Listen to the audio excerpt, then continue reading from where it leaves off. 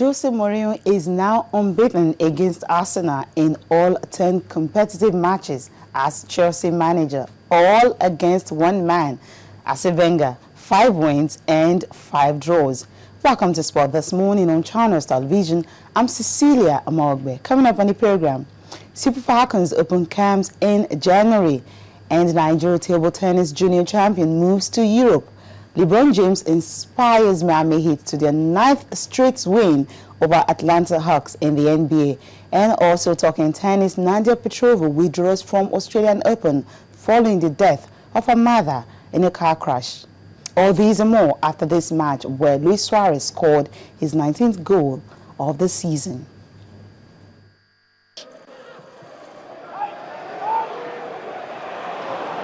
Stuck to him like a magnet. Henderson. Suarez!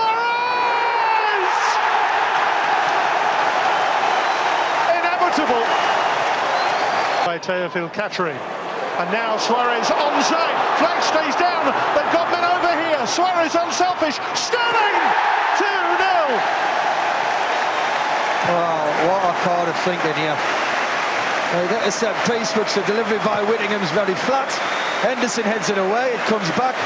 And then they're all on the halfway line, sticking their hands up. Suarez now to Suarez. Suarez, alerted by the crowd, gets it back anyway, and that's a delightful corner! Oh, this guy is just on fire!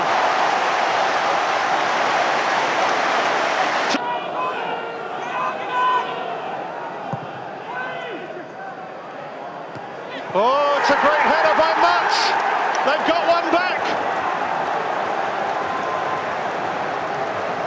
And a moment for Malky Mackay to savour. A rare moment today, one that's applauded by the owner. Well, I said at the start of the game that set pieces are probably the best bet of Cardiff getting a result, a goal. And who's marking? There's two queuing up at the back, and there's a zonal marking because he has got a free header. He's a Good morning, Tayo Salam is here. Merry Christmas to all of you, Tayo. Yeah, Merry Christmas, one day early, but I can feel it in the air already. How early? Today's 24th. Yeah, it's not Christmas yet, that's what I'm saying. Good morning. Okay, let's definitely start from the local scene. But before that, Tayo, stormy night it was last night, right? Yeah, it was raining. Yeah, it was raining. Okay. And the match was dull. Well, we'll talk about that later. Stormy night is usually not interesting, right? We'll talk about that later on. No, okay, right. We're actually starting with what's happening in the local scene. And, of course, we're starting with the Super Falcons. Of course, their opening camp for Sierra Leone in January. And, of course, the players, all of them, they're ready and ready to go. And, of course, we know that the AWC, talking about the African Women Championship, will be what they will also use to qualify for the 2015 Women's World Cup coming up in Canada. Right, and for the coach, of course, we actually were supposed to talk to him yesterday, but, you know, not working, of course, but today we'll be talking to him. But the game against Sierra Leone is when again? Can you remember February the date? 14th. February the 14th. Like, why would they want to set but it's all good though. No holiday for the ladies, and they will have to they will have to come out on that day and give a very good performance. Like I said, 30 players invited to camp already.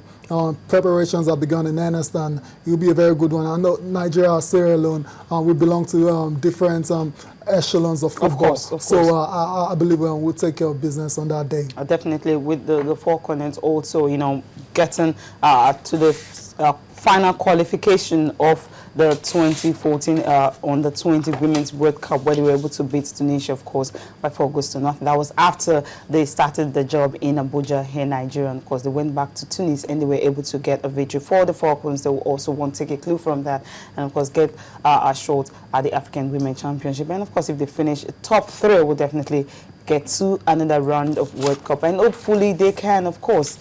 What will stop them from winning it anyway? They've been there. They're veterans now when it comes to qualifying for the World Cup. Yeah, no doubt about that. But we need to understand that other African countries have been developing the game as well too, and it's a fact as well that the Super Falcons the kind of the way we used to dominate African football, it's no We've not longer been the able case. to replicate that Yeah, at world stage. it's no longer the case now, and so it's a sign that we really need to step our game up as well. So we can't afford to be complacent, no matter who we're playing, Yes. whether it's on the continent or on the world stage. On the world stage, okay. All right, we'll have to talk to Edwin Okon now. He actually said that he submitted the list of the players. Okay, Edwin Okon, it's not read. Much more later, we will talk to him on the show. Of course, we'll just move on the program where Olajide Omotayo talking about the Nigerian Junior International. Yeah. I mean, you remember at the International Table Tennis Junior Championship in Morocco, where he was actually awesome. He was, he was the best player of the tournament, talking about Nigerian players who went over there. But right now, he's shifted his base. He's moving to Europe and, of course, to Italy and Switzerland. And this, he said, will definitely help him to prepare for international championships like the Commonwealth Games. And, of course, if he's picked for the Olympic Games in 2016, that's Rio de Janeiro in Brazil. Yeah, good one, Omotayo Olajide. Good prospect in the game. We saw him. I think he participated at the Lagos International Classics as well. So very good player. Yeah, he won the junior event. Junior category, yeah. So that tells you Shijoba table tennis. He won that one outright. He won that one also. Yeah, so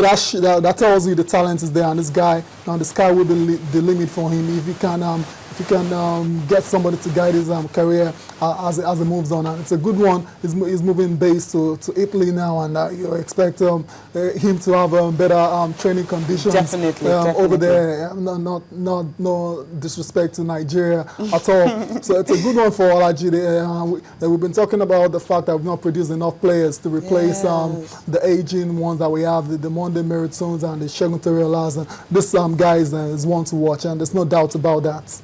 Okay, definitely he is the one to watch, and of course if he makes it to the Commonwealth Games and Olympics, it's someone that every Nigerian will have to look forward to, talking about getting a medal table tennis. Okay, moving on now. Abutrika, of course, talking about this great player at 35, where the country have actually confirmed that's the club confirmed that he has retired from international football. Well, we're definitely going to miss this African legend. What did you say? No, you said no. Why would I want to say that? Abutrika, living legend, no doubt about it. Yes. He's retired. He's given his all to football, and one of those players that you really that's a role model as well too. And yes. Unfortunately for him, he couldn't make the World Cup. But then that's not the end of life. In his career, he's been able to win multiple five CAF Champions League, yeah, and of course Nations Cup twice back to back, exactly. 2006, 2008. He missed out in 2010 due to injury. Exactly. So we shouldn't really we shouldn't cry for the fact that he I will cry because he Cup. didn't get to win the best player. That's the African Player of the Year. I'm talking about African, of course, African.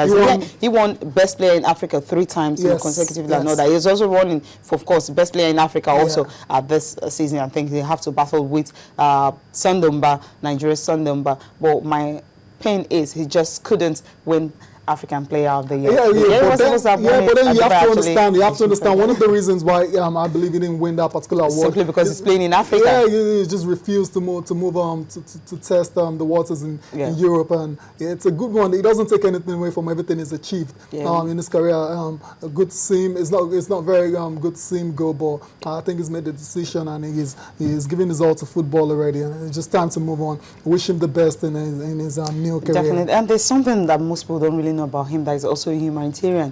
During the time where you have about 70 people died in that the game they played in Port Said at that time, he actually carried a 17-year-old teenage boy, who died in his arms, straight to the hospital, and he spent close to 2 weeks attending funerals and all that. So you also say he's not just a great player, he's also a humanitarian. So we'll definitely miss him in African football.